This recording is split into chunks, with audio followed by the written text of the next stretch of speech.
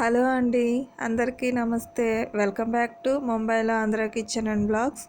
ఈరోజు రెసిపీ వచ్చి చేపల మసాలా కర్రీ అండి. చాలా బాగుంది. రుచి అయితే మీకు కూడా నచ్చుతుంది అనుకుంటున్నాను. స్కిప్ చేయకుండా లాస్ట్ వరకు చూడండి తప్పకుండా. అలాగే దానికోసం కావాల్సింది ఒక 1/2 కేజీ చేపలు తీసుకోవాలి. 500 గ్రాములు తీసుకున్నాను. చేపల్ని శుభ్రంగా కడిగేసుకోవాలి. కొద్దిగా సాల్ట్ వేసి కూడా ఒకసారి బాగా కడిగేసుకోవాలండి. తర్వాత 1/2 టీ స్పూను పసుపు వేసుకోవాలి. 1 స్పూన్ మిర్చి పౌడరు, 1 స్పూను ధనియాల పౌడరు, 1/2 స్పూను జీరా పౌడర్ వేసుకోవాలి. 1 స్పూన్ సాల్టు. ఇక్కడ నాకైతే నేను హోమ్ మేడ్ కారం అండి, అందుకని అవన్నీ మీకు చూపించలేదు, డైరెక్ట్గా చెప్పేస్తున్నాను.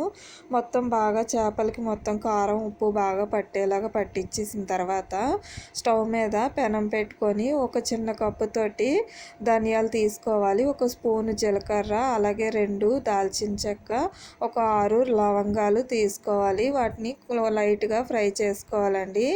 తర్వాత 3 యాల్చి, 1 స్పూన్ గసగసాలు, 1 స్పూన్ నువ్వులు వేసుకొని వాటిని కూడా మళ్ళీ ఫ్రై చేసుకోవాలి. మంటను సిమ్లో పెట్టుకోండి, లేదంటే మొత్తం బాగా మాడిపోతాయి అన్నమాట. తర్వాత 2 ఎండుమిరపకాయలు, ఒక పెద్ద వెల్లుల్లిపాయలు మొత్తం అన్నీ తీసుకోవాలండి. 2 ఇంచి అల్లం తీసుకోవాలి. దాన్ని కూడా వేసుకొని ఒకసారి ఫ్రై చేసుకోవాలి. లైట్ కలర్ మారేంత వరకు ఫ్రై చేసుకుంటే చాలండి. ఇక్కడ చూపించిన విధంగా స్టవ్ ఆపేసుకొని వీటిని చల్లారిన తర్వాత పౌడర్ చేసుకొని రెడీగా ఉంచుకోవాలి. మళ్ళీ స్టవ్ మీద పెట్టుకొని 2 స్పూన్లు ఆయిల్ వేసుకోవాలి. 2 ఉల్లిపాయలని ఇలా పేస్ట్ చేసుకొని దాన్ని కూడా వేసుకొని ఫ్రై చేసుకోవాలి. కొద్దిగా పచ్చివాసన పోయేంత వరకు ఫ్రై చేసుకోవాలి. అలాగే ఇందులోని కరివేపాకు లీవ్స్ ఒకటి, అలాగే 3 పచ్చిమిరపకాయలు కూడా చిన్న కట్ చేసుకొని వేసుకోవాలి.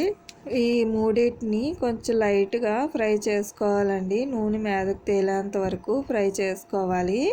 తర్వాత 2 టమాటీలని ముక్కలుగా కట్ చేసుకొని పేస్ట్ చేసుకొని తీసుకోవాలి.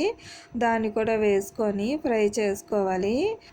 ఇలా కొద్దిసేపు ఫ్రై చేసిన తర్వాత మనం 1 స్పూను మిర్చి పౌడరు, 1 స్పూను ధనియాల పౌడరు, 1/2 స్పూను జీరా పౌడరు, 1/2 స్పూను పసుపు, 2 స్పూన్లు సాల్ట్ వేసుకోవాలి. నాది ఇంట్లో తయారు చేసిన కారం అండి, అందుకని నేను డైరెక్ట్గా ఇలా చెప్పేస్తున్నాను మీకైతే. ఇలా మొత్తం బాగా ఫ్రై చేసుకోవాలి. తర్వాత దీని మీద మూత పెట్టుకొని మంటను లో ఫ్లేమ్లో పెట్టుకొని 2 మినిట్స్ పాటు ఉంచుకోవాలి. తర్వాత మూత తీసుకొని మళ్ళీ ఒకసారి బాగా కలుపుకోవాలండి. ఇలా నూనె మీదకు తేలేంత వరకు ఫ్రై చేసుకుంటే చాలు. తర్వాత మనం ఇందాక తయారు చేసి పెట్టుకున్న పౌడర్ ఉంది కదండి, ఆ పౌడర్ని ఇందులో వేసుకోవాలి. ఒక 3 స్పూన్ల వరకు వేసుకోవాలి. ఈ పౌడర్ అయితే నేను అసలు వాటర్ వేయకుండానే మిక్సీ పట్టుకున్నాను. దీన్ని బాగా ఫ్రై చేసుకోవాలి. కనీసం ఒక 2 మినిట్స్ అయినా లో ఫ్లేమ్లో పెట్టుకొని ఫ్రై చేసుకోవాలి. 2 కప్పులు వాటర్ వేసుకోవాలి. అయితే 1.5 కప్పు చూపిస్తున్నాను, కానీ ఇంకొక 1/2 కప్పు వాటర్ వేసాను అనమాట. మొత్తం 2 కప్పులు వాటర్ వేసుకోవాలి. వేసుకొని మొత్తం బాగా కలిసేలాగా గరిటెతోటి కలిపేసుకోవాలి. ఇక్కడ బాగా ఎసరు మరిగిన తర్వాత మనం తయారు చేసి పెట్టుకున్న చేప ముక్కల్ని ఒక్కొక్కటిగా ఇందులో వేసేసుకోవాలండి. ఇందులో మొత్తం అంతా వేసేసుకున్న తర్వాత అసలు గరిటె అయితే పెట్టకూడదండి. గరిటె పెట్టకుండా చేతితోటే నార్మల్గా అటు ఇటు కలుపుకొని పెట్టుకుంటే చాలు. తర్వాత మూత పెట్టుకొని ఒక 5 మినిట్స్ మీడియం ఫ్లేమ్లో ఉంచుకోవాలి.